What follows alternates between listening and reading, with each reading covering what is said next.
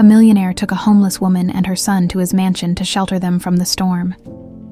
The next morning, he was paralyzed when he saw her looking at the photo of his missing wife and crying. The rain poured down in relentless sheets, drumming against the windshield of Ethan Reynolds' black Mercedes as he drove down the deserted Louisiana highway. The wipers worked furiously, struggling to keep up with the downpour, but the storm reduced visibility to mere feet ahead. The air smelled of damp earth and wet asphalt, and thunder rumbled in the distance, growing louder by the second. Ethan barely paid attention to the road. His mind was lost in the past, where it often wandered these days.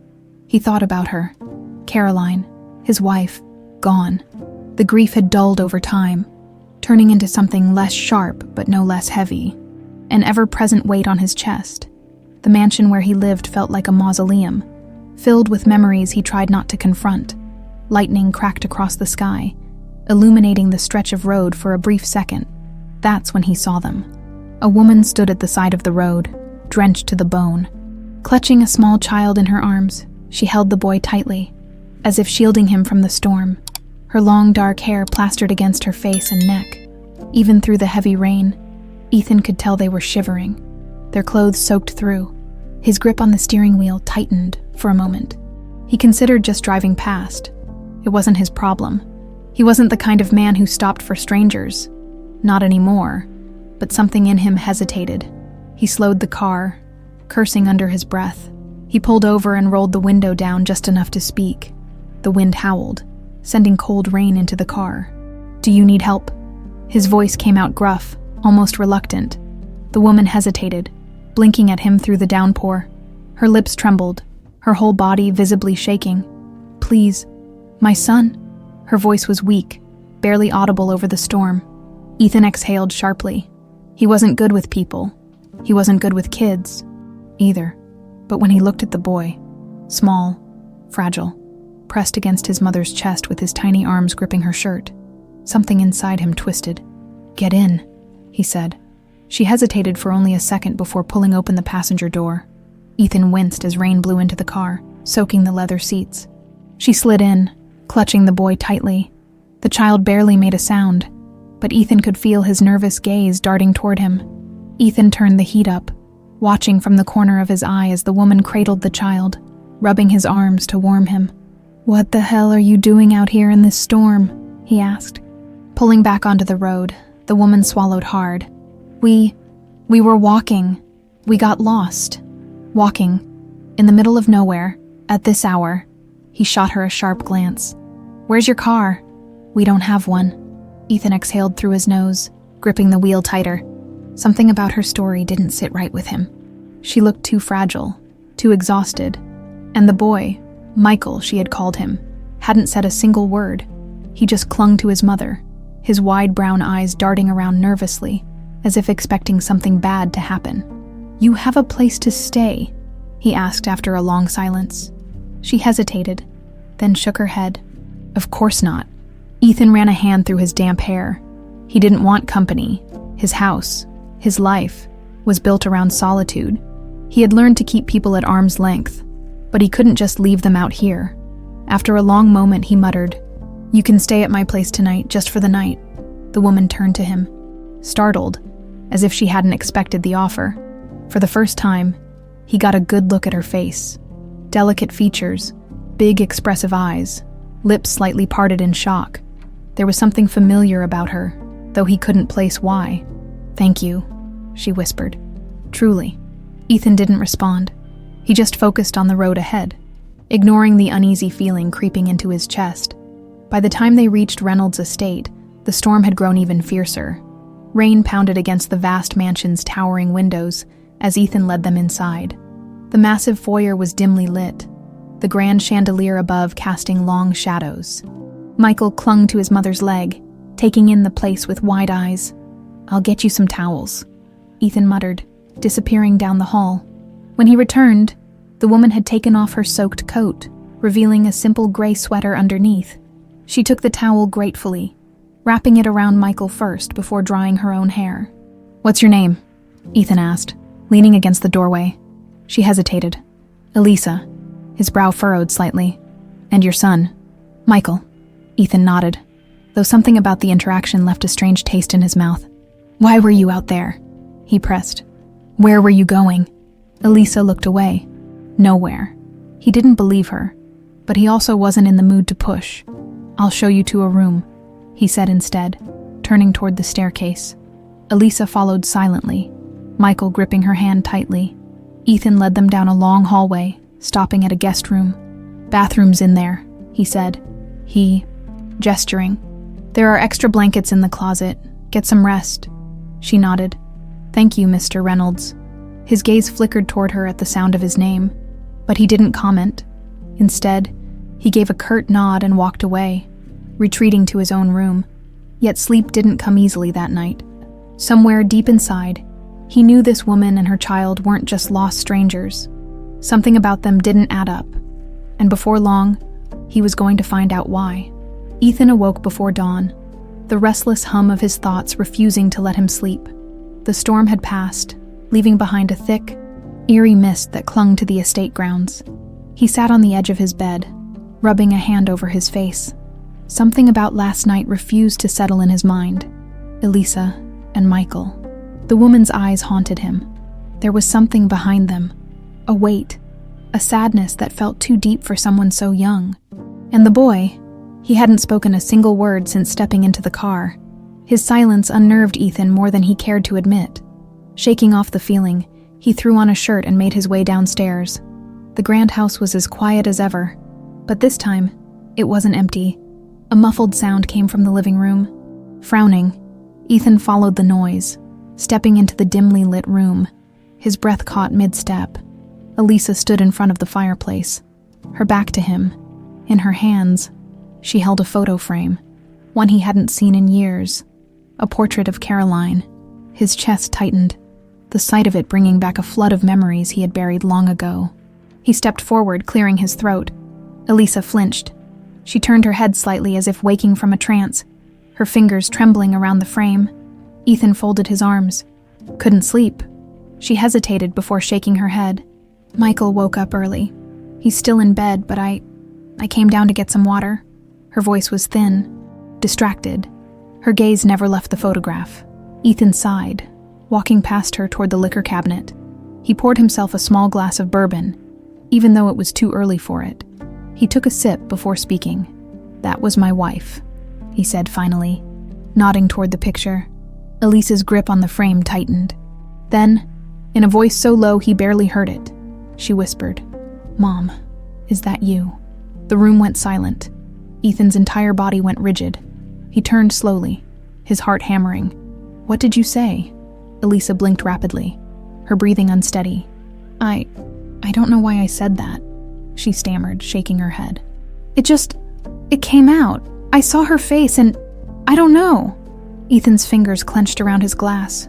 His heartbeat thundered in his ears. "Did you know Caroline?" His voice was tight, controlled. Elisa looked down, as if searching for an answer that didn't exist. "No," she whispered. "At least I don't think so. I don't remember much of my past." Ethan narrowed his eyes. She doesn't remember. He should have let it go. He should have ignored the gut-wrenching feeling crawling up his spine. But something about her, about the way she looked at Caroline's picture, the way her hands shook, it wasn't normal. The silence between them stretched, heavy and suffocating. Then Michael's small voice came from the hallway. "Mom?" Elisa turned quickly, tucking the photo frame back onto the shelf. Michael stood in the doorway, rubbing his sleepy eyes. His brown curls were messy from sleep, and he looked around hesitantly. "Hey, sweetheart," Elisa said, her voice softer now. "Did you have a bad dream?" Michael shook his head and looked at Ethan. Ethan studied the boy carefully. He was small, maybe 5 or 6. Something about him nagged at the back of Ethan's mind, but he couldn't place what. Michael didn't speak again. Instead, he clung to Elisa's hand, pressing himself against her. Ethan set his drink down and exhaled sharply. "You both should eat." Elisa nodded quickly. "Right? Breakfast." She led Michael to the kitchen, and Ethan followed at a slower pace, his thoughts swirling. "Mom? Is that you?" That wasn't something people said by accident. Breakfast was a quiet affair. Elisa focused on feeding Michael, breaking small pieces of toast for him. Ethan observed them carefully. He noticed how Michael barely touched his food, how his little hands clenched around the edge of the table, tense. After a long silence, Ethan leaned back in his chair. "You never told me where you were coming from." Elisa hesitated, cutting Michael's pancake into tiny bites. "It's complicated." Ethan arched an eyebrow. "Try me," she sighed, pushing her hair behind her ear. We were staying with a friend, but it wasn't safe anymore, so I left." "Not safe," Ethan repeated, his suspicion deepening. Elisa avoided his gaze. "It's personal," Ethan huffed, tapping his fingers against the table. "You show up in the middle of a storm, with no car, no place to go, and no real explanation. Now you're standing in my house looking at pictures of my dead wife and calling her mom." His voice was sharp, edged with something dangerously close to hope, a hope he refused to acknowledge. Elisa swallowed hard. "I don't know why I said that," she admitted. Sometimes I remember things that don't make sense, pieces of something, but then they're gone again." Ethan felt his pulse quicken. He leaned forward. "Like what?" Elisa looked at Michael. The boy had stopped eating and was staring at his plate as if trying to disappear. After a long pause, she murmured, "A song." Ethan's chest tightened. "What song?" Elisa's lips parted, but she hesitated before quietly humming a lullaby, one so painfully familiar that it made Ethan's stomach drop. Caroline used to sing that song. His breath caught in his throat. He stared at Elisa, the room spinning slightly. No, it wasn't possible. It couldn't be. Elisa's voice trailed off, and she rubbed her forehead as if in pain. "I don't even know where I know it from," she whispered.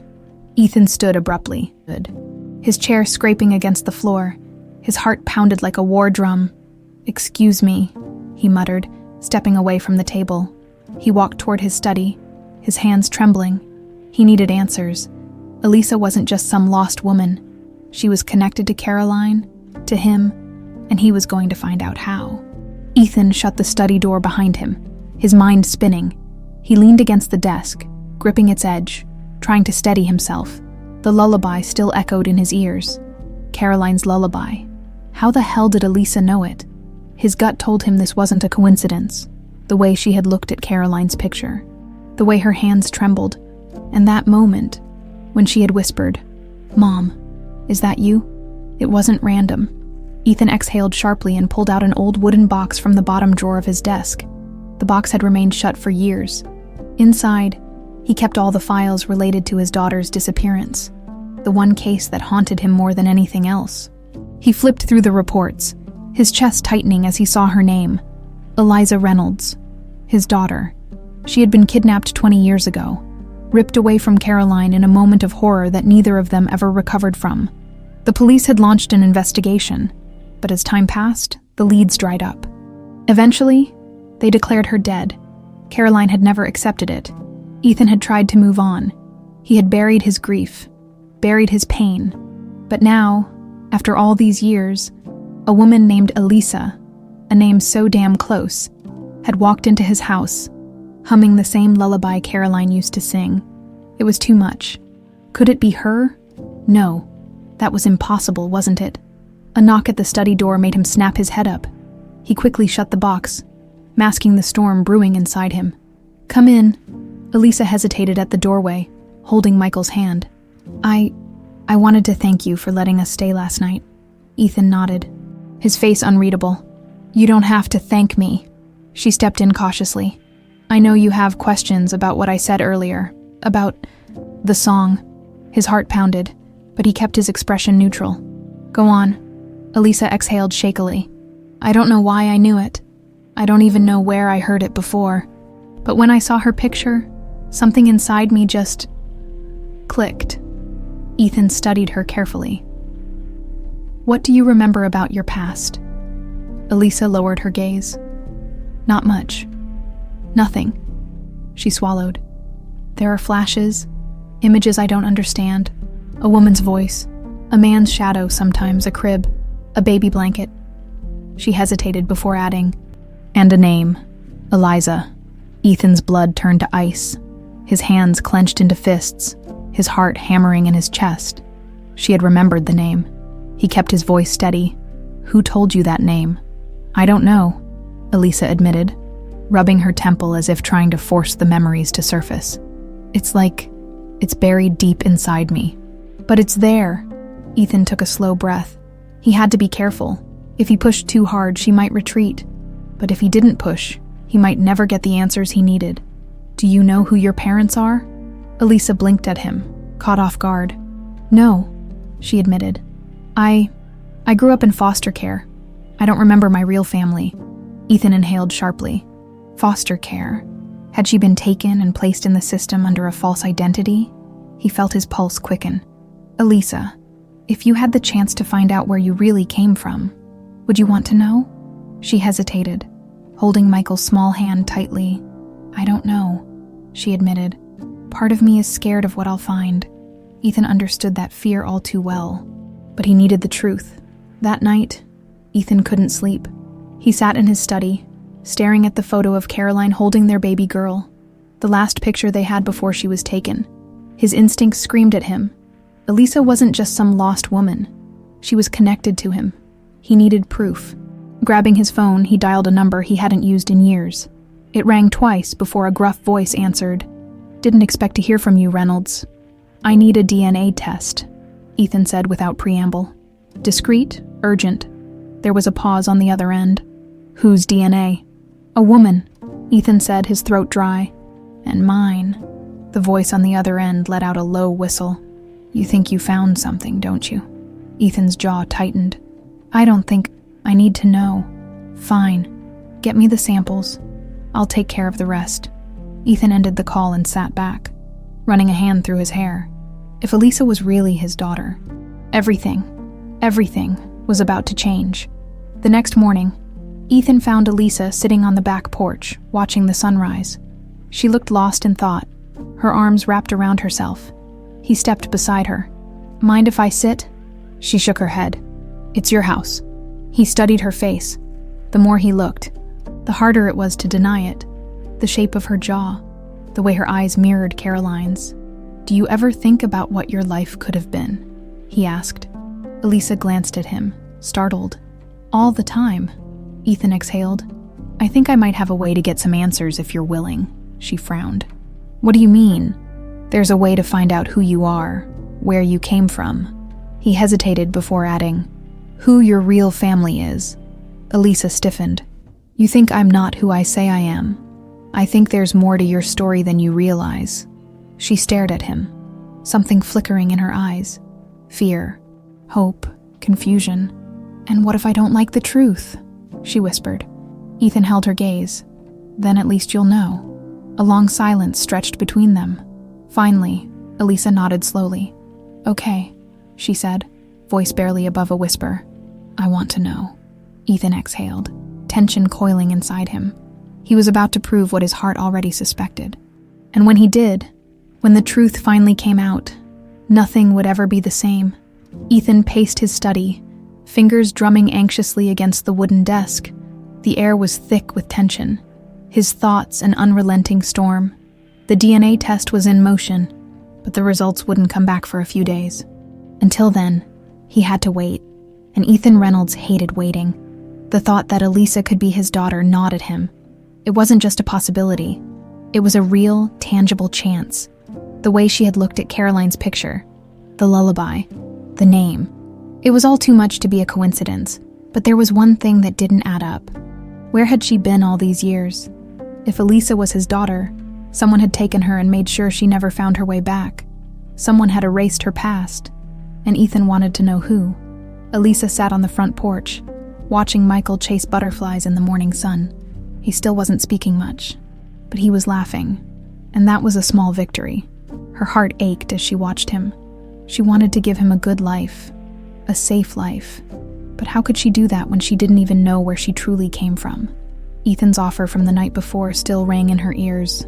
There's a way to find out who you are, who your real family is. She had never let herself hope before.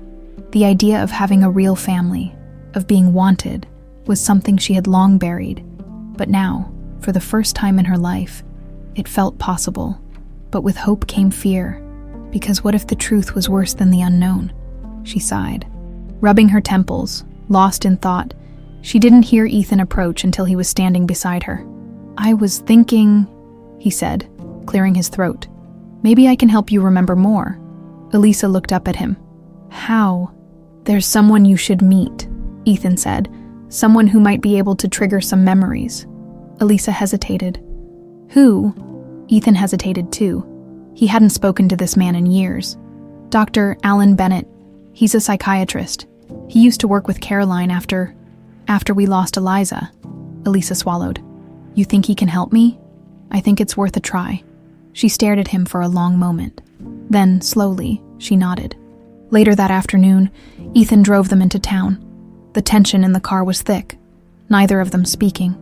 Michael sat quietly in the back seat, staring out the window. Dr. Alan Bennett's office was in an old brick building near the town square. The moment they stepped inside, the air shifted. The walls were lined with books, the scent of aged paper and coffee filling the space. Alan Bennett was older now, his once dark hair graying at the temples. He stood when Ethan entered, surprise flashing across his face.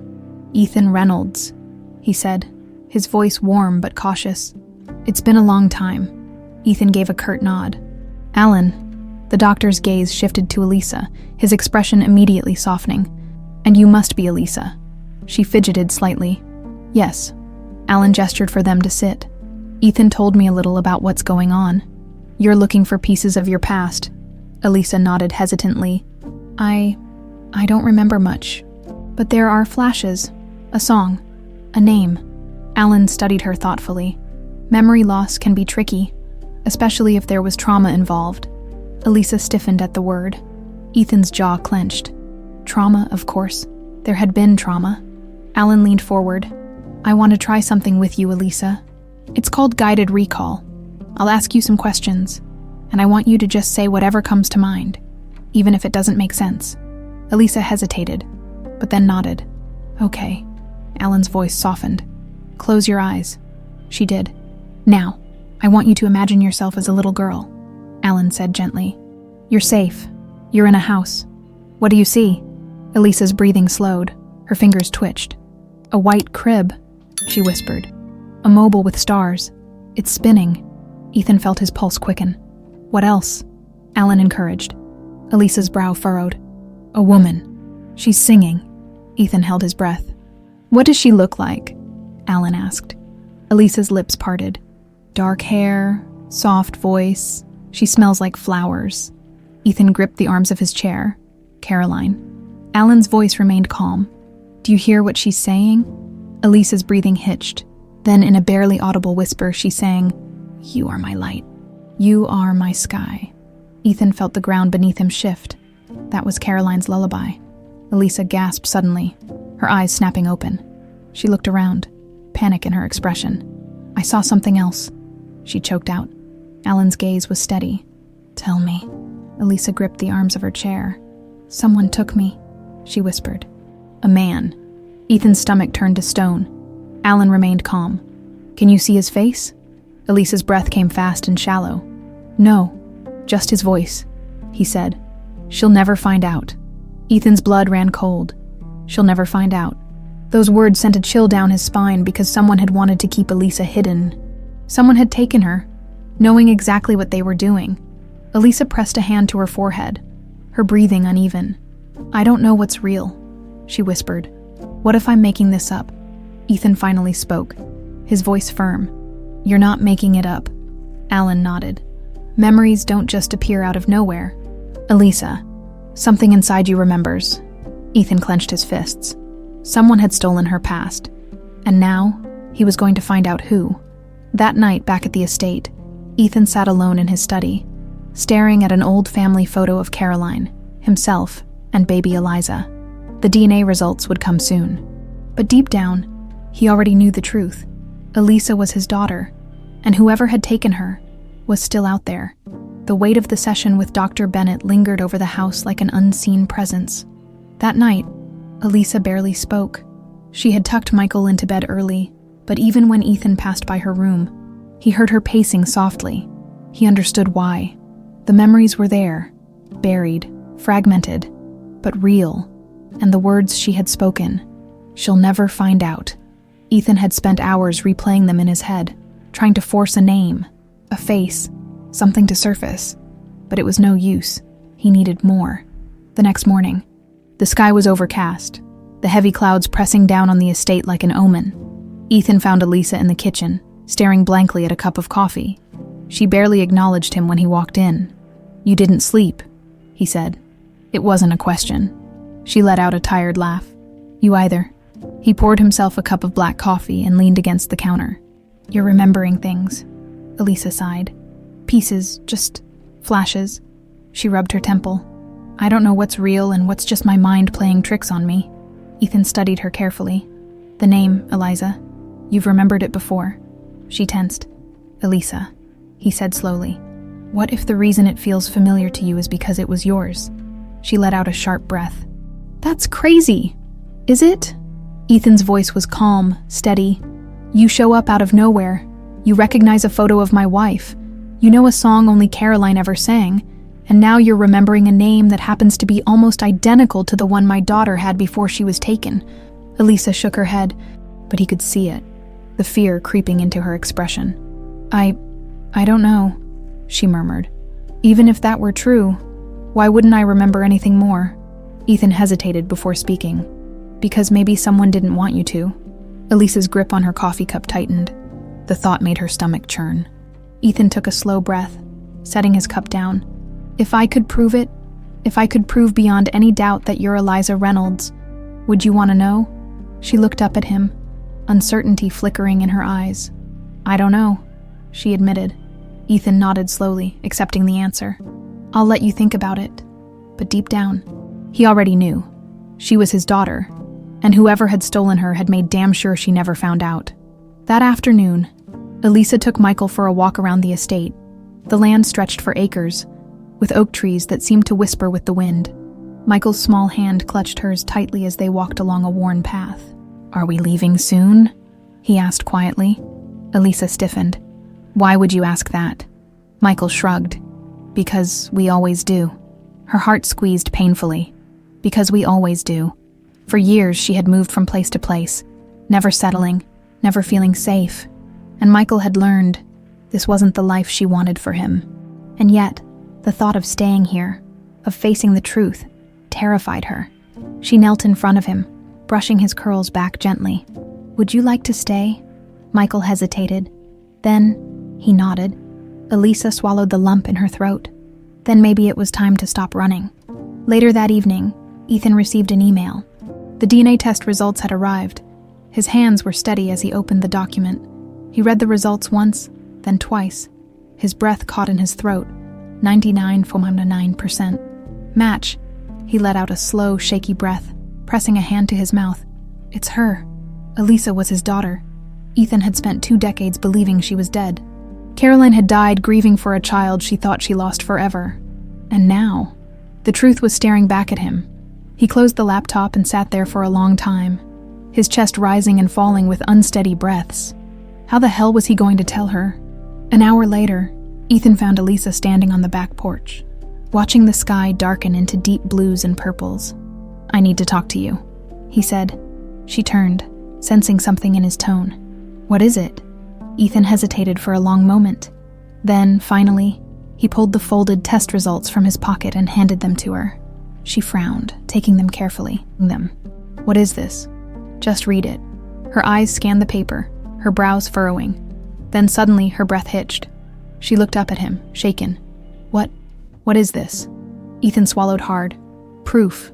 Her hand trembled. "Proof of what?" His voice was quiet, but firm. "That you're my daughter."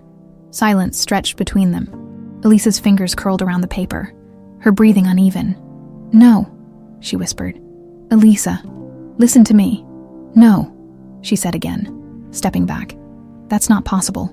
"It is," Ethan insisted. "You are Eliza Reynolds, my daughter. You were taken when you were a baby." Her whole body was trembling now. "No," she whispered, shaking her head. "That's a mistake. I don't remember any of that." Ethan's chest tightened. "Because someone didn't want you to." Elisa's breath came in short gasps. The truth was too much, too fast.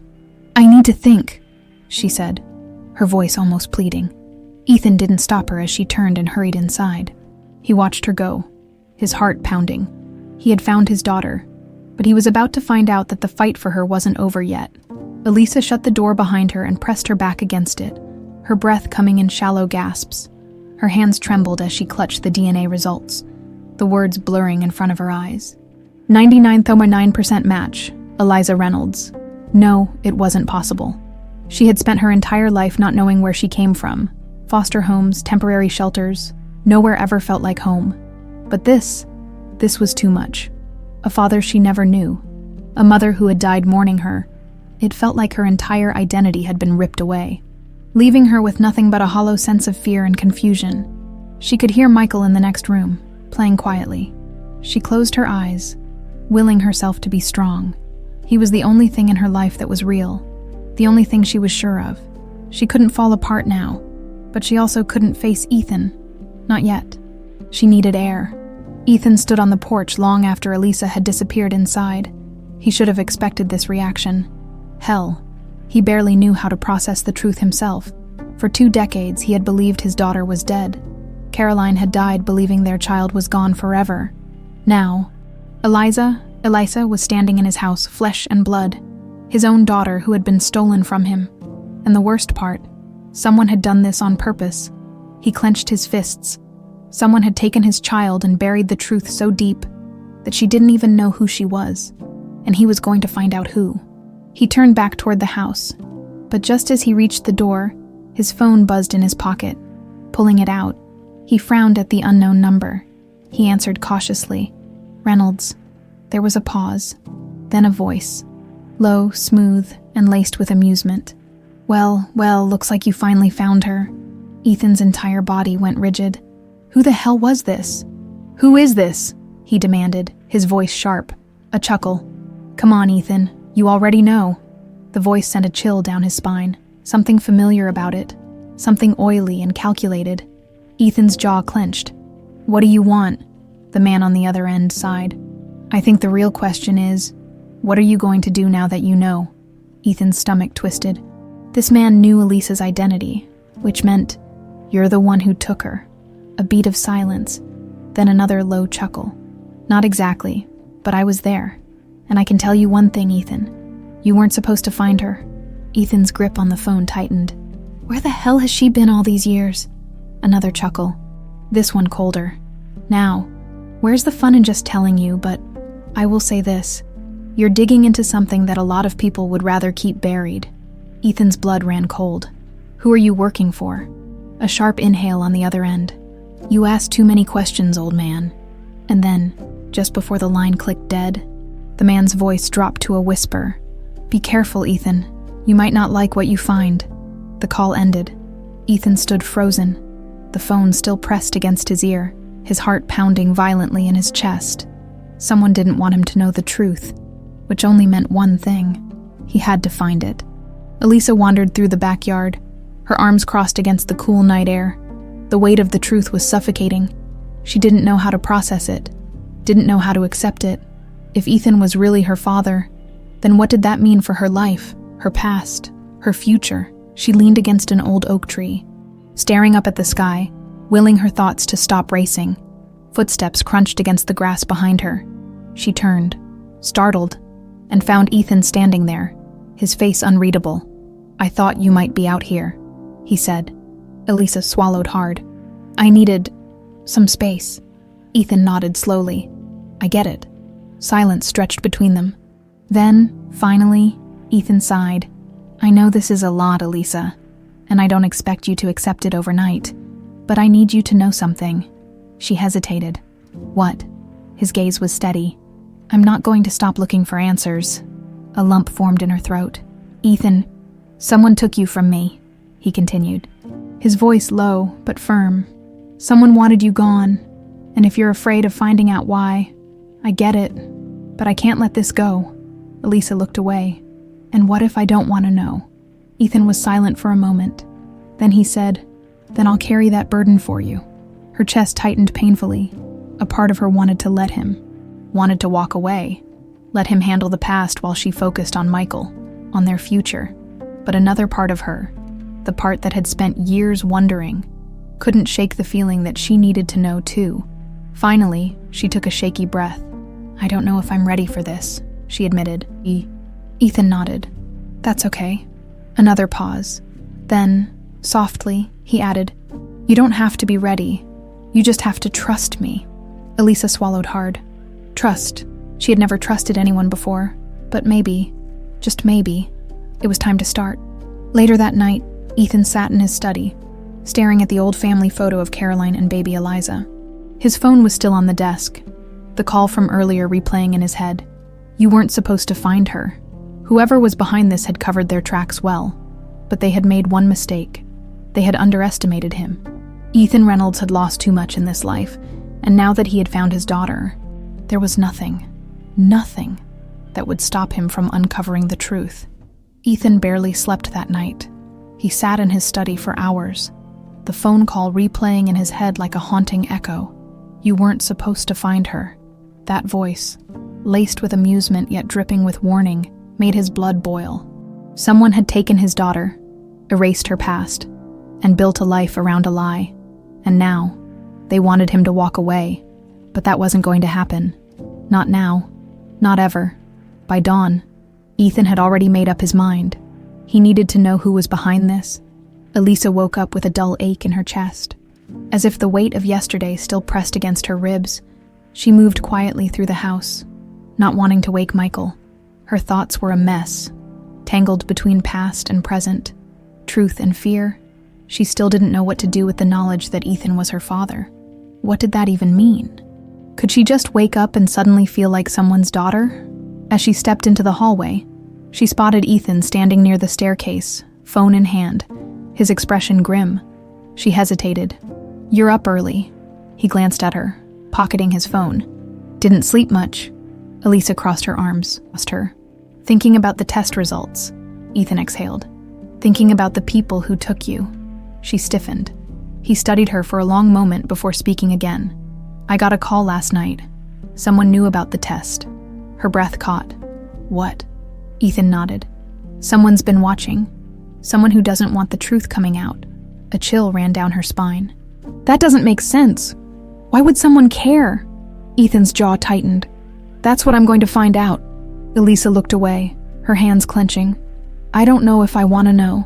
Ethan hesitated before answering, his voice softer this time. "I understand."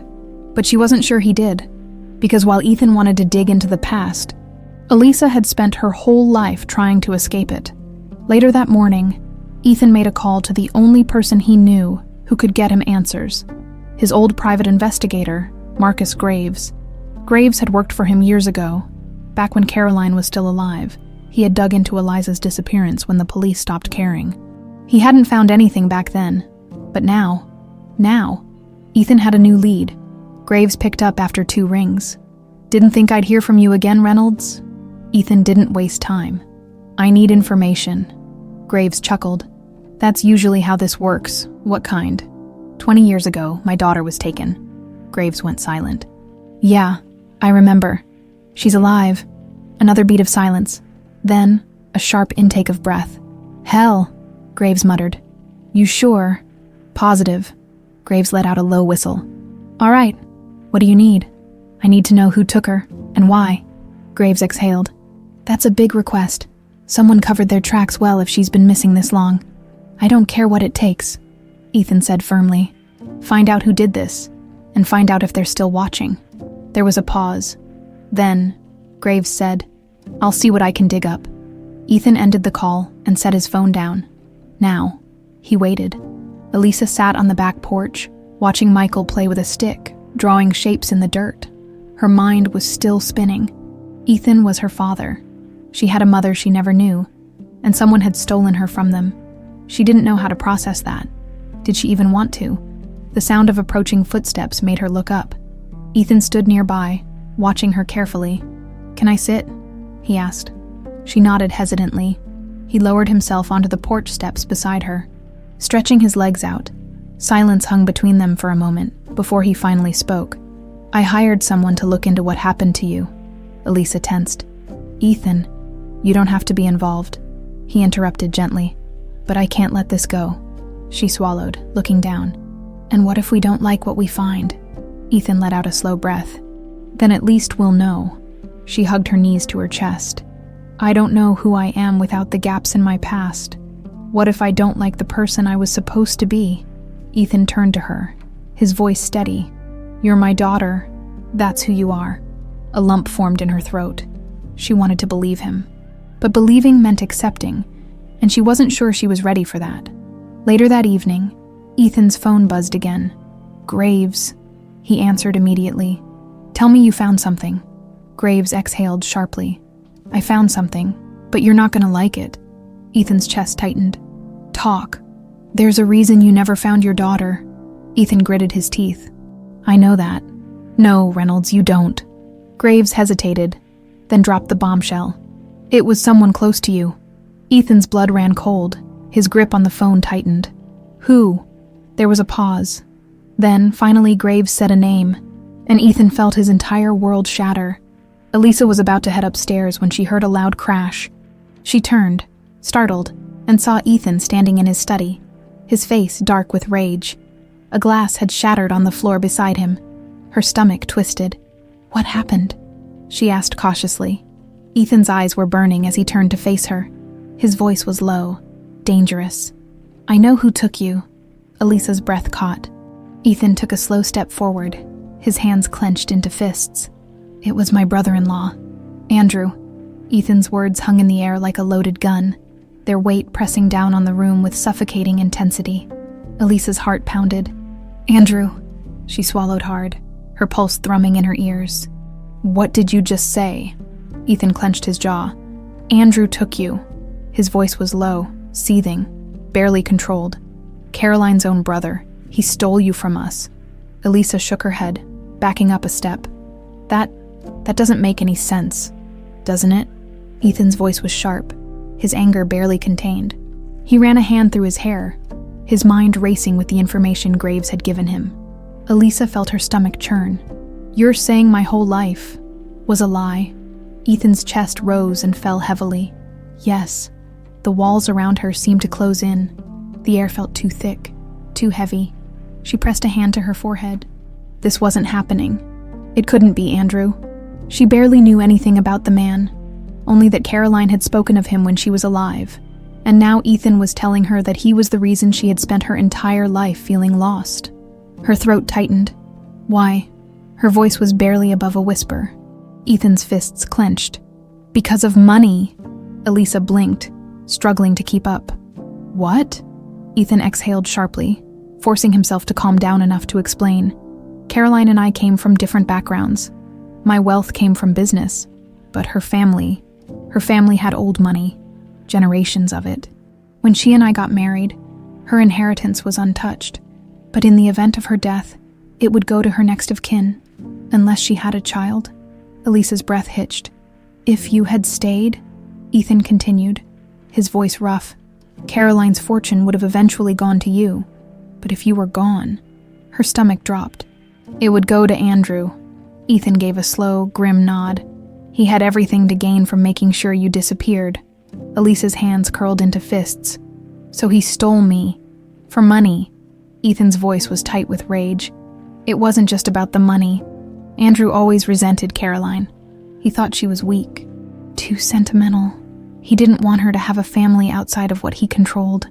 Elisa felt sick. So, what did he do with me? Ethan's expression darkened. That's what I don't know yet, but he made sure you never found out who you were. Elisa took a shaky step back. This is insane. I know. She felt like the floor had been ripped out from under her. The life she thought she had lived, the identity she had struggled to understand, was built on a foundation of lies. Ethan took a slow step toward her. Elisa, I need you to listen to me. She looked up at him, her chest tight. Andrew knows we're getting close. His voice was grim. The call I got yesterday wasn't a warning. It was a threat. Elisa's fingers trembled. You think he's watching us? Ethan exhaled sharply. I think he never stopped. That night, Elisa couldn't sleep. She lay in bed, staring at the ceiling, her mind racing. Andrew. She tried to remember anything about him, but there was nothing. just a name that had never mattered to her before today. Now, he was everything. And worst of all, if Ethan was right, he was still out there, watching, waiting. Her stomach twisted. Was he coming for her? She turned on her side, watching Michael's small figure curled up beneath the blankets. She wouldn't let anything happen to him, no matter what. The next morning, Ethan made another call to Graves. "I need more," he said. The second the pie picked up, Graves exhaled. "I figured as much. Where is he?" Ethan demanded. A pause. "That's the thing," Graves muttered. "He's been off the radar for years." Ethan's grip on the phone tightened. "Find him," Graves sighed. "I'll see what I can do."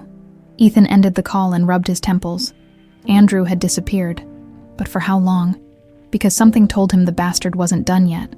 That afternoon, Elisa stepped into Ethan's study. He looked up, surprised. "I need to know everything," she said, her voice steady.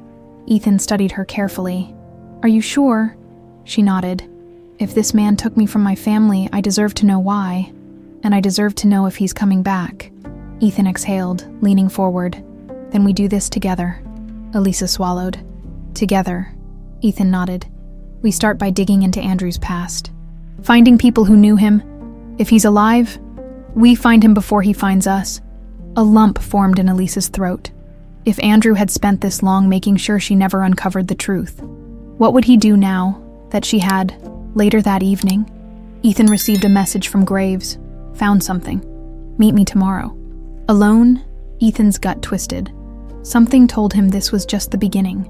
Because if Andrew had gone through this much trouble to erase Elisa's past, he wasn't going to let her go that easily. The morning sun barely pierced through the thick clouds as Ethan drove toward the meeting spot Graves had chosen. A rundown diner on the outskirts of town. The parking lot was nearly empty, the neon open sign flickering against the faded brick exterior. Ethan pulled into a space near the entrance, scanning the lot for anything suspicious. After last night's revelations, he trusted no one, especially now that he knew Andrew was involved. Inside, the scent of burnt coffee and fried bacon filled the air. A waitress wiped down the counter while a trucker nursed a half-eaten plate of eggs. Graves sat at a corner booth, his posture relaxed, but his sharp eyes flicked up the moment Ethan stepped inside. Ethan slid into the seat across from him. "You look like hell," Graves muttered, stirring his coffee lazily. Ethan wasn't in the mood for small talk. "What did you find?" Graves took a slow sip, then slid a manila folder across the table. Ethan flipped it open. Inside were documents, old reports, and photographs. At the top, a grainy image of Andrew from 20 years ago, dressed in a sharp suit, standing in front of a private jet. Beneath it, another photo, this one recent, Andrew Moreau, alive. Ethan's fingers tightened around the edge of the folder. His heart pounded. After all these years, the bastard was still out there. "Where was this taken?" he asked, his voice controlled but seething beneath the surface. Graves exhaled. 3 weeks ago, Mexico. The guy's been on the move for years, but he's careful, never stays in one place too long." Ethan clenched his jaw. "He's still running." "Yeah, but it's more than that," Graves said, leaning in. "He's not just hiding. He's got money, connections, the kind that don't just disappear overnight." Ethan's grip on the folder tightened. "Then we find him." Graves studied him for a moment. "Reynolds, I need you to listen to me. Andrew Moreau isn't just some guy who stole a kid for money. This goes deeper than you think." Ethan narrowed his eyes. "Explain?" Graves hesitated before speaking again. "He didn't act alone. There were people helping him, people with power. They made sure no one ever came looking for your daughter. They buried every lead, erased records, paid people to forget." Ethan's stomach twisted. "They wanted her gone," Graves continued. "And now that she's back, they won't just let it go." Ethan's entire body went rigid. This wasn't just about revenge. It was about survival. Elisa was a threat to someone, and whoever had kept her hidden for all these years. They weren't done yet. When Ethan returned to the estate, his mind was racing. Elisa was sitting on the back porch, Michael playing quietly beside her. She looked up when Ethan approached, noting the tension in his posture. "You found something," she said, more a statement than a question. Ethan hesitated before nodding. "Andrew is alive. Elisa's fingers tensed around her mug. Where? Mexico. He's been on the move, but he's out there. She inhaled sharply, glancing at Michael before turning back to Ethan. So what now? Ethan sat beside her, lowering his voice. Now we figure out how to bring him in. But there's something else, Elisa. She stiffened. What? Ethan's gaze was steady. He didn't do this alone. Elisa felt her stomach drop. What do you mean? Ethan hesitated. There were people helping him. People who wanted you gone. Her chest tightened. Who? Ethan shook his head. I don't know yet, but we'll find out. Elisa swallowed, trying to process it all. The idea that someone, more than just Andrew, had orchestrated her disappearance made her feel small, helpless, and she hated it. But she refused to be a victim. She looked at Ethan, her jaw tightening. I want to help. Ethan frowned. Elisa? No. She cut him off. This is my life, my past. If someone tried to erase me, I want to know why. Ethan studied her, seeing the determination in her eyes. Finally, he nodded. All right. That night, Ethan sat in his study. Staring at Andrew's most recent photo, he had spent years believing his daughter was dead. Now, the man responsible for taking her was out there, walking free, not for long. His grip tightened around his whiskey glass.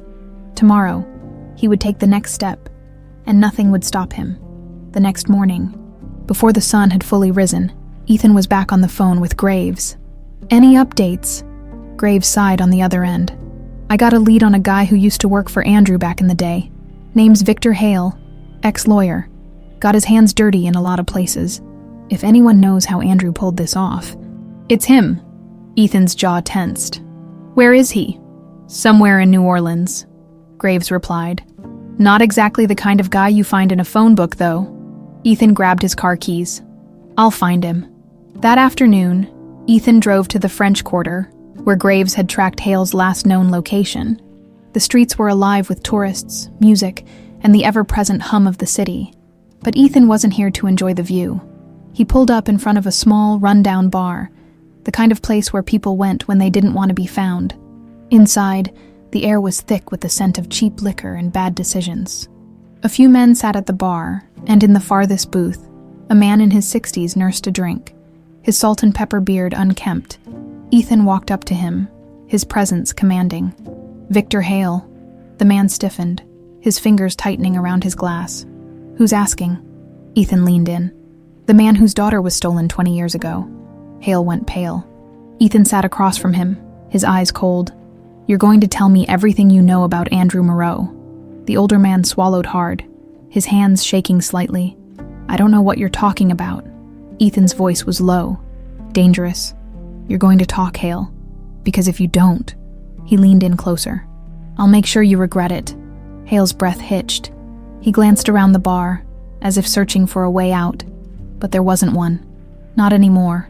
Victor Hale's fingers trembled as he set his drink down, his eyes darting around the dimly lit bar as if expecting someone to come to his rescue. But there was no escape.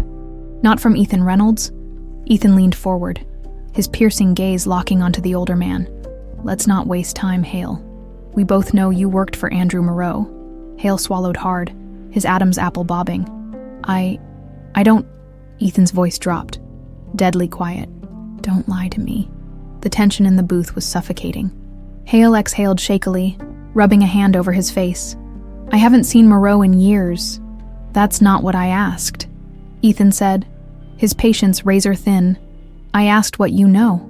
Hale hesitated, then sighed. Fine, yeah, I worked for him a long time ago. He looked down at his glass. But if you think I had anything to do with... Ethan cut him off. Where is he now? Hale chuckled darkly. You don't just find Andrew Moreau. If he doesn't want to be found, he won't be. Ethan's jaw tightened. I don't need your excuses. I need answers. Hale sighed again, reaching into his pocket. Ethan tensed slightly, but the man only pulled out a crumpled napkin and a pen. He scrawled something onto the napkin, then slid it across the table. Ethan glanced at it. An address. What's this? Hale's voice dropped lower. It's a safe house. One of Andrew's old ones. He might not be there now, but he used it recently. Ethan folded the napkin and tucked it into his pocket. And why are you telling me this? Hale let out a bitter laugh. Because I know what kind of man he is, and I know what he's capable of." His expression turned grim.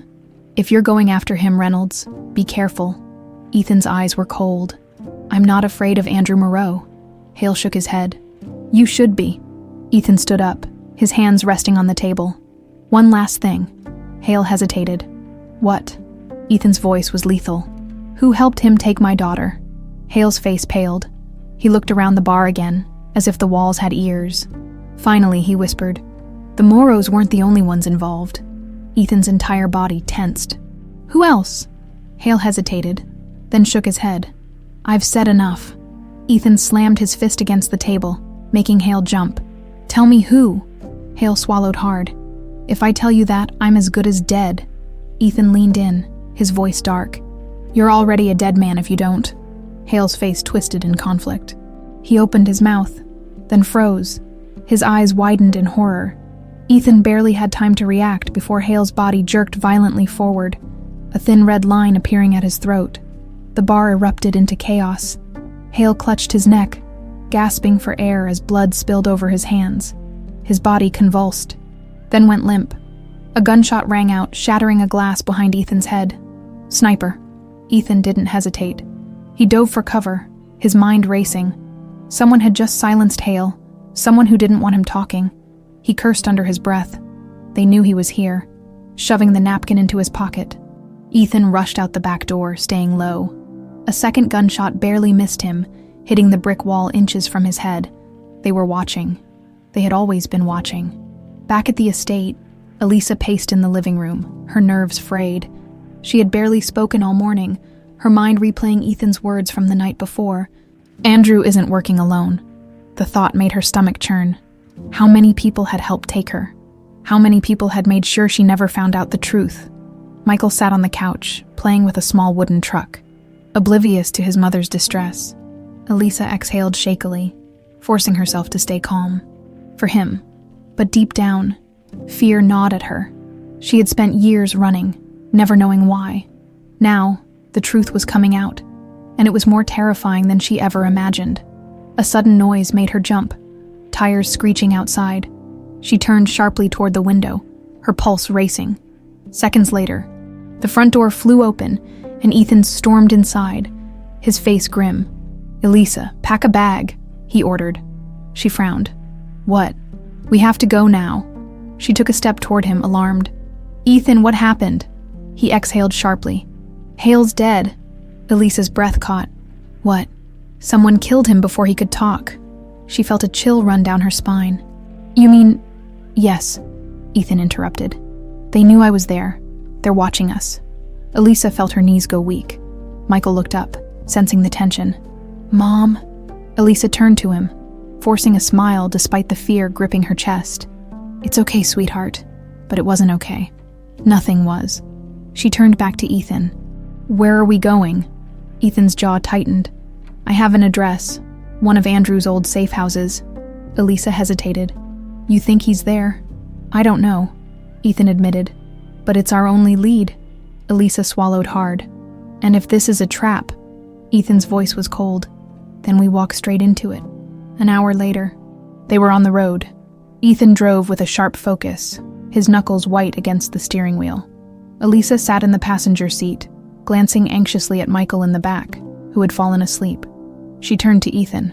"What if we're making a mistake?" Ethan's gaze didn't waver from the road. The only mistake was letting Andrew get away the first time. Elisa looked down at her hands, her mind a whirlwind of fear and uncertainty. For the first time in her life, she wasn't just running from something. She was running toward it, toward the past, toward the truth. And deep down, she knew, once they found it, nothing would ever be the same. The highway stretched endlessly before them, winding through Louisiana's back roads. The atmosphere inside the car was heavy, thick with tension. Neither Ethan nor Elisa could shake. Michael, oblivious to the weight of the moment, slept soundly in the back seat, his small hands curled into fists. Elisa's gaze drifted to Ethan, his fingers tight on the steering wheel, his jaw clenched in quiet rage. She had seen him angry before, but this was different. This was personal. She swallowed hard. "Ethan," He didn't look at her. His focus locked on the road ahead. "What?" She hesitated. "Are we doing the right thing?" His grip on the wheel tightened. "There's no right thing anymore, Elisa. There's only what needs to be done." She exhaled. She paused, searching for the right words. "I spent my whole life not knowing who I was. I told myself I didn't care, that it didn't matter. But now," Ethan's eyes flicked toward her just for a second. "Now it does." She nodded. "I want answers, Ethan, but I don't want to lose myself trying to find them." Ethan's expression softened slightly. "You won't." Elisa wished she could believe that. They reached the safe house just after sundown. The cabin was old, tucked deep in the woods, barely visible from the road. The air was thick with humidity, the sounds of the forest humming in the background. Ethan killed the engine and scanned the area, instincts on high alert. Elisa shifted uncomfortably in her seat. "Are you sure this is it?" Ethan nodded. "Hale said Andrew used it before if he's been here recently." "We'll find something." Michael stirred in the back seat, rubbing his eyes. "Mom." Elisa turned, giving him a reassuring smile. "It's okay, sweetheart. We're just stopping for a bit." Ethan pulled his gun from the glove compartment, checking the chamber. Elisa stiffened at the sight. He caught her reaction and sighed. "We don't know what we're walking into." She swallowed but nodded. "I get it." Still, it didn't make her feel any better. Ethan opened the door first, stepping onto the gravel driveway. The air was still, too still. Elisa unbuckled Michael and lifted him into her arms before stepping out. "Stay close." Ethan approached the cabin cautiously, gun at his side. The front door was slightly ajar, the lock broken. His stomach churned. Someone had been here. He signaled to Elisa to stay back as he pushed the door open. The hinges creaked, the interior shrouded in shadows. Ethan stepped inside, scanning the room. Empty, but something was off. Dust coated the furniture, but the floor near the kitchen had fresh footprints. Someone had been here recently. Elisa followed cautiously, Michael clinging to her side. She glanced around, her heart pounding. "Ethan." He held up a hand. "Stay here." Moving deeper into the cabin, he checked each room. No one, but when he entered the back bedroom, he froze. There, on the old wooden desk, sat a manila folder. His name was printed on the front, Ethan Reynolds. His stomach twisted as he reached for it, flipping it open. His own face stared back at him. A surveillance photo from 2 nights ago, taken outside his estate. His blood ran cold. They weren't just watching, they were waiting. Back in the living room, Elisa paced, trying to keep her breathing steady. The cabin felt wrong. Something about it sent shivers down her spine. Michael clung to her hand. "Mom, I don't like it here." She squeezed his fingers. "I know. Baby, we won't stay long." Ethan reappeared, his expression dark. He held up the folder. "We have a problem." Elisa's stomach dropped. "What is that?" Ethan exhaled sharply. "They've been watching us. Watching me." Elisa's breath hitched. "What?" Ethan tossed the folder onto the coffee table, flipping through the pages. Surveillance photos, notes, my schedule. They know everything. Elisa's hands shook as she reached for the papers. Who are they?" Ethan's jaw tightened. "That's what I'm trying to figure out." Elisa flipped through the documents, her breath catching when she saw the next page. Her own face stared back at her. It was an old photo, one she didn't even remember being taken. She looked younger, barely a teenager. A small note was scrawled beneath it. "Asset has no memory." Her hands trembled. "Ethan." He stared at the page, his expression unreadable. "Asset," she whispered. "What does that mean?" Ethan's voice was like steel. "It means you weren't just taken, Elisa. You were part of something bigger." Her vision blurred. I don't understand." Ethan clenched his fists. "Someone didn't just steal you away, they were using you. And they made damn sure you never remembered." A sick feeling coiled in her stomach. How much of her life had been real? Michael whimpered, burying his face in her side. She instinctively held him closer, trying to keep herself from falling apart. Ethan rubbed a hand over his face, trying to contain his rage. Andrew wasn't working alone. He was answering to someone. Elisa's breath hitched. "Who?" Ethan hesitated before pulling out the last document in the file. A single name was written at the top. Elisa stared at it, her entire body going rigid. A. Moreau. Her voice shook. Andrew. Ethan nodded grimly. He's not just running, Elisa. He's still pulling the strings. Elisa's hands tightened into fists. For so long, she had run from her past. Now, it was time to face it. Her voice was steady, her fear replaced by something colder. We find him. Ethan met her gaze, the same fire burning in his eyes. We end this. The weight of the folder sat between them like a bomb waiting to detonate. Elisa's fingers traced the edges of the surveillance photos. Her mind racing. The fact that Andrew had never stopped watching made her feel exposed. Like prey. Ethan paced the room, his fury barely contained. This wasn't just about keeping you hidden. They were keeping tabs on you. Elisa forced herself to swallow the fear rising in her throat. Why? Ethan exhaled sharply. Because whatever Andrew was involved in, it's still happening. She looked down at the old photo of herself. The words, "Asset has no memory," etched beneath it. Asset, not child, not victim. Asset. Her hands trembled. What the hell had they done to her? Michael shifted beside her, his small fingers gripping her sweater. Mom? His voice was sleepy, confused.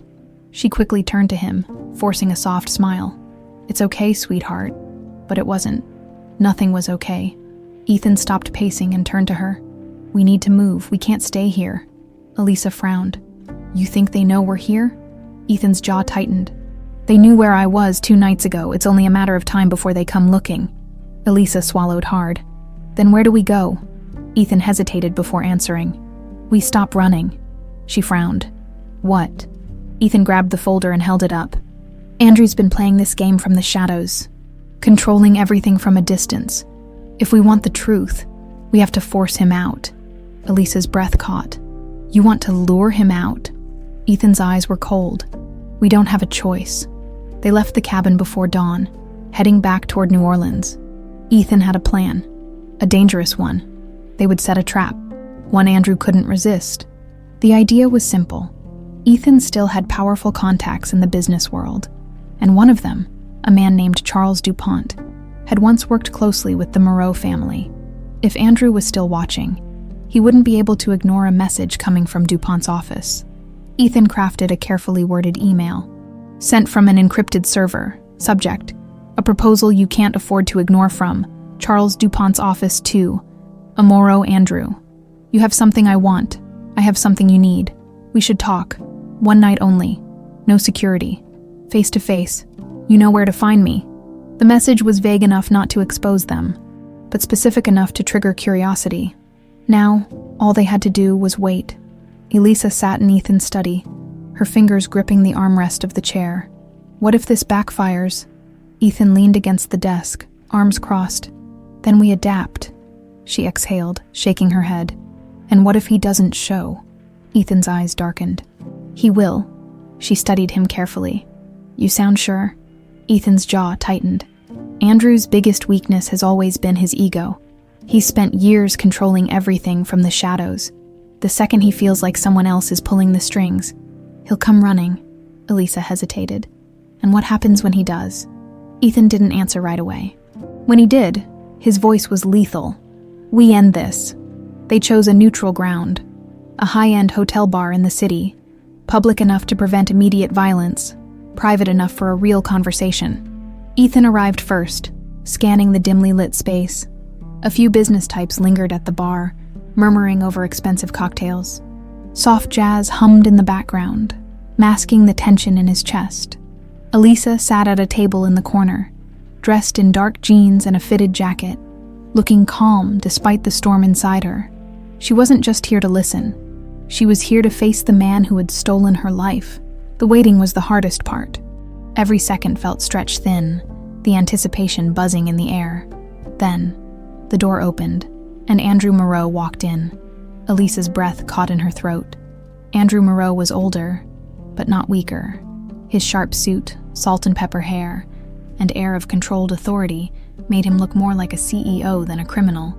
His eyes swept the room before landing on Ethan, and then, finally, on her. For a split second, Something flickered across his face. Recognition then, a slow, calculated smile. He approached the table, unbuttoning his jacket before settling into the chair across from Ethan. "Well," Andrew murmured. "Isn't this a surprise?" Ethan's jaw was tight. "Not as much as you'd think." Andrew leaned back, his expression smug.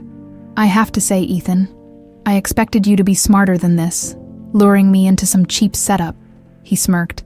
"I expected more from you." Ethan's gaze was ice cold. "This isn't a setup." Andrew raised a brow. No. Ethan's voice dropped lower. "This is a warning." Andrew chuckled, shaking his head. "You think you can threaten me after all these years?" Elisa couldn't take it anymore. She leaned forward, her voice sharp. "You stole my life." Andrew turned to her slowly, his expression unreadable. Then, to her shock, he laughed. "Oh, Eliza." He shook his head. "You were never supposed to come back." Her stomach twisted. "Why?" Andrew's smile faded. "Because you were meant to be forgotten." Her blood ran cold. Ethan's fist slammed against the table. "You took her from us." Andrew met his gaze, unflinching. "And what are you going to do about it?" Ethan exhaled sharply. "I don't think you understand the position you're in." Andrew smirked. "I understand perfectly. You think you've won because you finally found her.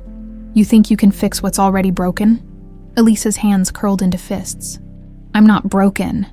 Andrew's eyes darkened. "Then let me tell you something, dear niece." Ethan cut him off. "Don't call her that." Andrew ignored him, his gaze locked on Elisa. "There are things about your past you don't remember. And if I were you, I'd leave them buried." Elisa's breath caught. Ethan's entire body tensed. Andrew's smirk returned. "Walk away now, and you'll never have to know the truth." Elisa's heart pounded. "And if I don't?" Andrew's voice was quiet, deadly. "Then you'll wish you had." Elisa's breath felt trapped in her chest. The air in the hotel bar was thick, pressing against her like an invisible weight. Andrew's words echoed in her mind. "Then you'll wish you had." She clenched her fists under the table, refusing to show weakness. This was the man who had stolen her from her family, the man who had orchestrated her erasure. And now, he sat across from her, taunting her with a truth he knew she desperately wanted. Ethan's patience snapped first. "Cut the theatrics, Andrew. You've had 20 years to control the story. That ends today." Andrew smirked, swirling the whiskey in his glass. "You always were so dramatic, Ethan. It's exhausting, really." He sighed, feigning boredom. "Fine. You want the truth? Here it is." He leaned forward, lowering his voice. "Eliza was never supposed to exist." Elisa's heart pounded. "What?" Andrew's smirk didn't fade. Caroline was weak, sentimental. She wanted a child, but she didn't understand the weight of the name she carried. The Moreau family wasn't built on love and fairy tales, dear girl. It was built on power. "And you," he chuckled darkly, "you were a complication." Ethan's fists clenched. "She was a child, Andrew, my daughter." Andrew's eyes flicked to him. "And that's exactly why she had to disappear." Elisa felt a sickening chill creep up her spine. "What do you mean?" Andrew exhaled, as if debating whether to indulge them. Then he smiled, a cruel, knowing smile. Caroline never knew the truth about her own family. She thought she was just an heiress to an old money dynasty. He shook his head. But the Moreaus weren't just wealthy. They were connected. Powerful men, powerful deals, and powerful enemies. Ethan's jaw tightened. "Get to the point." Andrew's eyes gleamed. "Eliza wasn't just a threat to me, Ethan. She was a liability to everyone. A child born into the wrong hands, carrying a name that made her a target. If I hadn't taken her, someone else would have, and they wouldn't have been so gentle." Elisa's stomach churned. "You expect me to believe that you took me to protect me?" Andrew shrugged. "Believe what you want, but the fact that you're sitting here today proves I made the right decision." Ethan's voice was pure steel. "You didn't save her, Andrew. You stole her." Andrew's smirk didn't waver. "I gave her a different life. A simpler one. One where she wasn't hunted like a prize to be claimed." Elisa's breath caught. "Who wanted me dead?" Andrew chuckled. "Oh, sweetheart, everyone." The word sent a shiver down her spine. Ethan slammed his hands against the table. "Enough of the games, who was after her?" Andrew sighed. sipping his drink slowly before answering. By the time Eliza was born, the Moros had made too many enemies. A few dangerous people wanted leverage over Caroline. Others wanted revenge, taking the child of a Moreau. That would have been the ultimate move. Elisa swallowed hard. But I wasn't just a Moreau. Andrew nodded. Exactly. You were a Reynolds too, and your father, well, his smirk widened. Let's just say Ethan had his own enemies.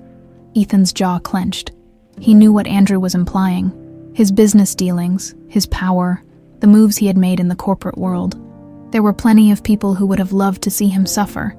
Andrew tilted his head. Think about it. You were both young, reckless. Caroline wanted a happy little life with you, but she didn't understand the storm brewing around her. Elisa's voice was tight. So you took me. Andrew met her gaze, unblinking. I removed a problem before it became one. She felt her whole body shake with rage. I was a baby. Andrew didn't blink. Yes, and that's why I chose to keep you alive. Ethan's patience snapped. He grabbed Andrew by the front of his suit, yanking him across the table. You don't get to justify what you did, he growled, voice low and lethal. You stole my daughter. You let Caroline die thinking she'd lost her child. You destroyed lives. Andrew didn't flinch. And yet, here you are, sitting across from me, still playing this game like you think you've won. Ethan's hands trembled with the effort to hold back his fury. He wanted to break Andrew's face, to end him. But killing Andrew wouldn't bring back the years he had lost. Wouldn't bring back Caroline. Wouldn't erase the damage done. Instead, he forced himself to release his grip, shoving Andrew back into his chair. Elisa stood, hands balled into fists. Where do we go from here? Andrew adjusted his suit, watching her with interest. That depends. Elisa's voice was steady. On what? Andrew's smirk returned. On whether you really want to remember. Elisa's heart pounded. What does that mean? Andrew leaned forward. There are things locked away in your mind. Things you don't remember. And if you keep digging, you might not like what you find. Her stomach twisted. Memories. Had someone done something to her? Andrew watched her reaction with amusement. Walk away now, and you can live the rest of your life without knowing. Elisa's nails dug into her palms. She had spent her whole life searching for the truth. And now, the man who had stolen it from her was offering her a way out. For the briefest second, she hesitated. Then, she looked at Ethan, her father, the man who had never stopped searching for her. And she knew. She wasn't walking away. She turned back to Andrew, her voice cold. Tell me everything. Andrew's smirk widened. I was hoping you'd say that. Elisa sat frozen. Andrew's words slicing through her like a blade. You weren't just kidnapped, Eliza. You were trained. The weight of the revelation pressed against her chest, suffocating. She had spent years searching for answers, but nothing could have prepared her for this. She forced herself to speak. What? What does that mean? Andrew smirked, as if savoring the moment.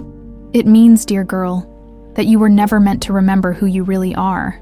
Ethan slammed his fist on the table. Enough with the games, Andrew. Tell us everything. Andrew chuckled, shaking his head. Oh, Ethan, always so impatient. He leaned forward, his voice dropping to a near whisper. Your daughter wasn't just taken, she was reprogrammed. Elisa's breath hitched. Ethan's face darkened. What the hell does that mean? Andrew exhaled, almost bored. It means that when Eliza was taken, she was stripped of everything that tied her to the Moreau and Reynolds families. Her memories, her identity, her very sense of self. It was all carefully and systematically erased. Elisa's hands trembled. That's not possible. Andrew tilted his head. Isn't it? A sick feeling coiled in her stomach. How? Andrew's smile was chilling. Psychological conditioning, isolation, repetition. You were young, malleable. They made sure you never questioned your new reality. Elisa felt like the room was closing in on her. No, this couldn't be real. Ethan's fists clenched. Who did this to her? Andrew's smirk faded slightly. People more powerful than you, Ethan. People who have spent decades building empires in the shadows. He exhaled. You're stepping into a game that has been played long before you ever got involved. Ethan's voice was lethal. Give me names. Andrew sighed, as if disappointed. If it were that easy, don't you think you would have found them by now? Elisa's nails dug into her palms. And you were just a pawn. Andrew chuckled. I was a facilitator. I ensured that the transition went smoothly. His gaze sharpened. You were meant to disappear, Eliza, to become someone else, and for years you did. Elisa's head pounded. What do you mean? Andrew exhaled, tapping his fingers against the table. Do you have flashes, Elisa? Fragments of memories that don't make sense. Her throat tightened. Yes. She had spent her whole life plagued by moments that felt like déjà vu, images and voices that vanished before she could grasp them. Andrew's smirk widened. That's because they didn't take everything. They couldn't. There are parts of you that resisted, that held on despite their best efforts. Elisa's breath came in shallow gasps. Why? Andrew's eyes darkened. Because you were never supposed to exist. The words sent a cold shiver down her spine. Ethan's patience snapped. He reached across the table, grabbing Andrew by the collar. You don't get to talk about her like that. Andrew didn't flinch. And yet, here we are. Elisa swallowed the lump in her throat. What aren't you telling me? Andrew hesitated, then finally leaned back. Do you know why they took you? Elisa's voice was barely a whisper. Why? Andrew's smirk faded entirely. Because you were the only one who could destroy them. Silence filled the room. Elisa shook her head. That doesn't make any sense. Andrew's gaze was cold. Oh, but it does. He glanced at Ethan. Your daughter wasn't just a Moreau. She wasn't just a Reynolds. She was a weapon. Ethan's jaw tightened. You're lying. Andrew chuckled. Am I? Elisa felt like the floor was crumbling beneath her. What did they do to me? Andrew exhaled. They prepared you, conditioned you. You weren't just erased, Eliza. You were rebuilt. Her stomach churned. For what? Andrew studied her for a long moment. Then, he spoke the words that changed everything. To take down the people who made you. Elisa's breath caught. She couldn't think, couldn't process the weight of what he was saying. Andrew smirked. You were their experiment, Eliza. Their ultimate contingency plan. Her pulse raced. What does that mean? Andrew exhaled. It means that somewhere inside you is the key to dismantling everything they've built. He leaned in. And that's why they're still watching. Ethan's voice was steel. Where do we find them? Andrew chuckled darkly. You don't find them, Ethan. They find you. Elisa felt nausea creep up her throat. All her life, she had felt like she was running from something she didn't understand. Now she knew why. She wasn't just running, she was hunted. Ethan's voice was calm, but filled with quiet rage. You're going to tell us everything. Andrew smirked. And if I don't, Ethan's jaw tightened. Then I'll make you. Andrew leaned back, laughing softly. I was hoping you'd say that. Elisa's voice was steady, but her heart was racing. Tell me how to remember. Andrew studied her carefully. Are you sure you want to? Her fingers curled into fists. I have to. Andrew's smirk widened. Then let's begin. Elisa's heartbeat pounded in her ears as Andrew's words settled into the suffocating silence of the dimly lit bar. Then let's begin. She should have been afraid. She should have walked away, but she was done running. Ethan, however, wasn't ready to play along. His fists were clenched so tightly his knuckles were white. You don't control this, Andrew. His voice was sharp, laced with fury. We're not here to play your twisted mind games. Andrew chuckled, amused. Oh, Ethan, you're still so predictable. He turned back to Elisa. But she isn't. Not anymore. Elisa swallowed, trying to steady herself. If you're telling the truth, if there are things buried inside my mind, I want to remember. Andrew studied her, a glint of satisfaction in his gaze. Memories don't just resurface, Eliza. They have to be unlocked, carefully, and with the right triggers. Her stomach churned. How do I do that? Andrew exhaled, leaning back. It has to start with something familiar. A place, a sound, an object tied to your past. Something that might shake loose the pieces they buried. Elisa's fingers twitched against the table. A place. Her mind immediately went to the Reynolds estate, the house Ethan had brought her to, where she had first seen the photo of Caroline and inexplicably called her mom. Ethan's expression was wary. He had been silent, watching her carefully. You don't have to do this, he said quietly. But she did. Because deep down, she knew. The truth had always been waiting for her, returning to the Reynolds estate. The drive back to the estate was heavy with unspoken words. Michael had fallen asleep in the back seat, unaware of the storm brewing around him. Elisa sat in the passenger seat staring out the window. She could feel something pressing at the edges of her mind, just out of reach. Ethan finally broke the silence. "I don't trust him," she exhaled. "Neither do I." "Then why are we letting him pull the strings?" Elisa turned to him. "Because if we don't, we might never find out what they did to me." Ethan's hands tightened on the wheel. "You think you're ready for that?"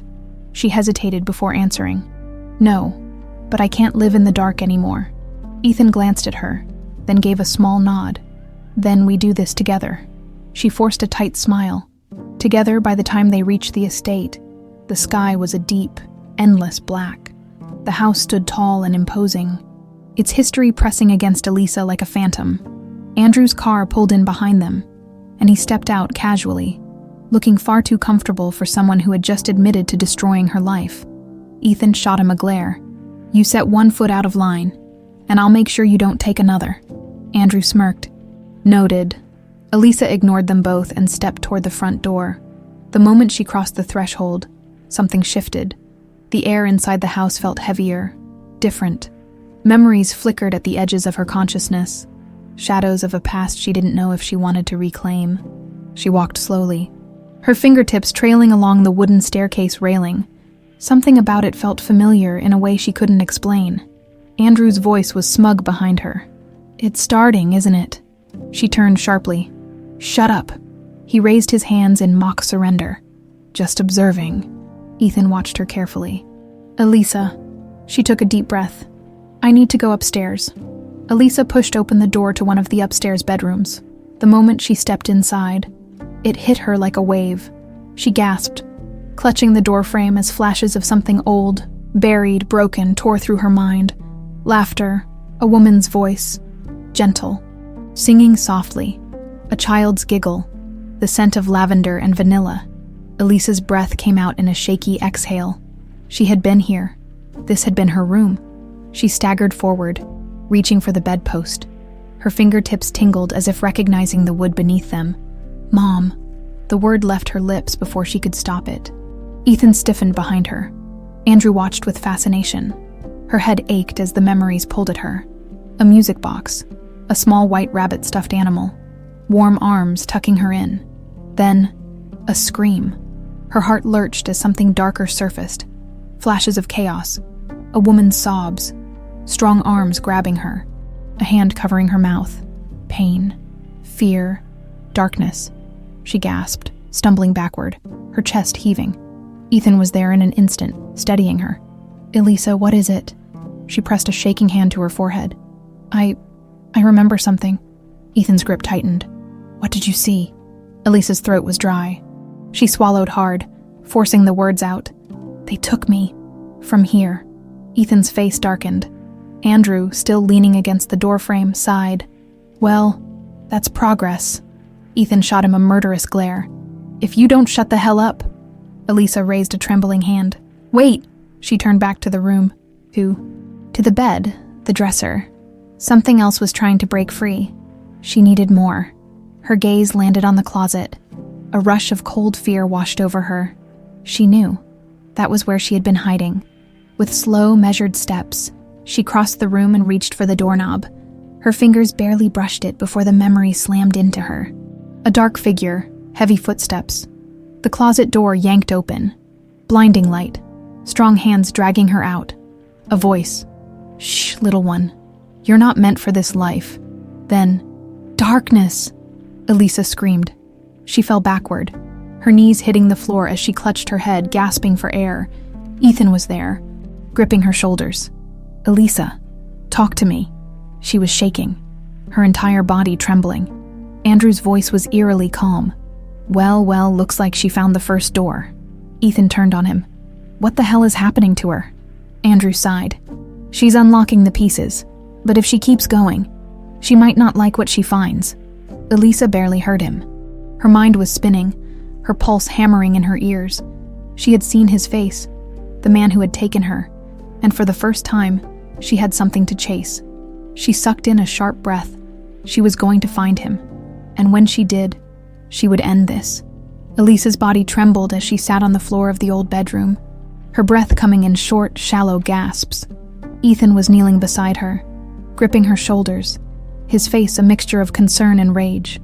She had seen it. His face. The man who had ripped her from this house, from her mother's arms. The man who had taken her into the shadows of a life that had never truly felt like her own. And now, after years of living in the dark, she finally had a piece of the truth. Elisa. Ethan's voice was low, steady, but there was an edge of fear beneath it. Talk to me. What did you see? Her throat was dry. Her mind was still spinning, but she forced herself to say it. A man, she whispered. He pulled me from the closet. Ethan's grip on her tightened. Who? Did you see his face? She swallowed hard, forcing the image back to the surface. It was blurry, hazy with the fear of a child's memory, but it was there. A tall man, strong, dressed in black, dark eyes, a scar along his jawline, and something else. A ring. Elisa's eyes widened as the detail hit her like a shockwave. He was wearing a ring. Ethan's expression sharpened. What kind of ring? She squeezed her eyes shut, trying to focus. A crest. A family crest. I don't know what it means, but it was important. Andrew, who had been standing near the doorway, smirked. Now that's interesting. Ethan stood, turning on him. What do you know?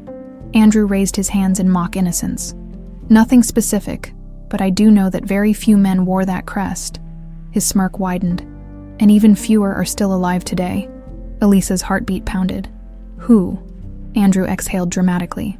If I tell you, do I get a prize? Ethan lunged for him, grabbing him by the front of his shirt and slamming him against the wall. I am so close to snapping your neck, Andrew. Andrew chuckled, completely unfazed. Fine, fine.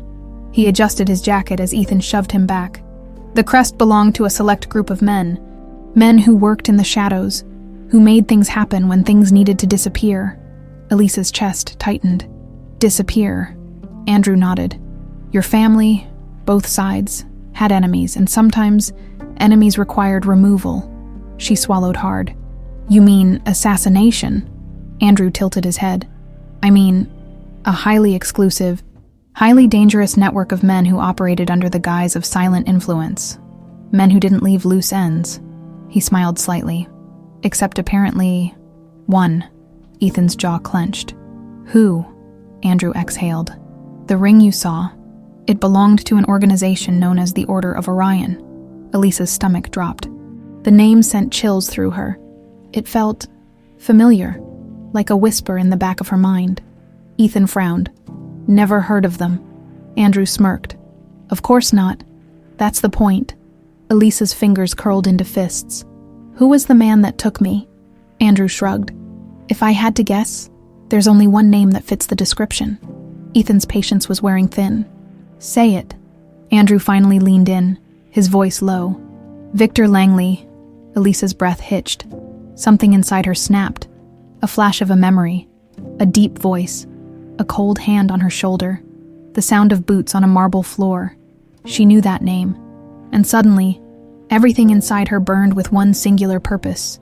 Find him, hunting a ghost. Ethan wasted no time. As soon as Andrew said the name, he pulled out his phone and dialed Graves. The investigator picked up almost immediately. Tell me you have something. I have a name, Ethan said. Victor Langley. Find him. There was a pause. Then, Graves exhaled sharply. Jesus, you just kicked the hornet's nest. Ethan's grip on the phone tightened. You know who he is. I've heard the name, Graves admitted.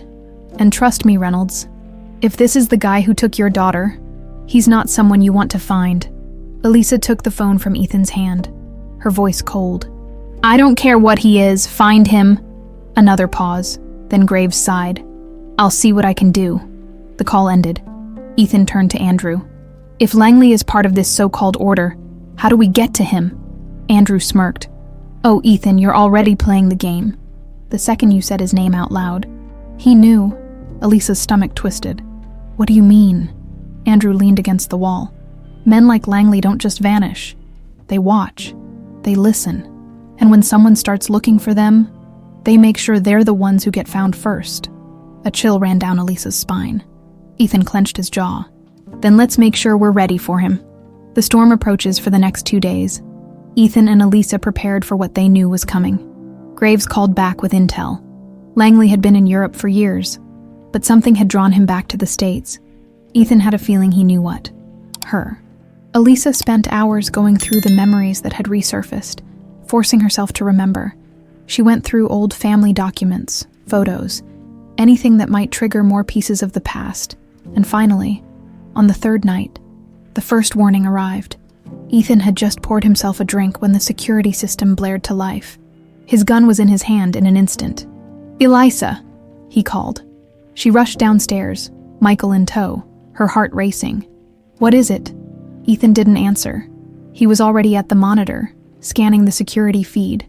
And then, a figure appeared at the edge of the estate. A man, standing in the shadows. Watching, waiting. Ethan's fingers curled around the grip of his gun. Langley. Elisa's heart pounded. He was here. The man who had stolen her. The man who had erased her. And now, he had come to finish what he started, but this time, she wasn't a helpless child. She met Ethan's gaze, her voice steady.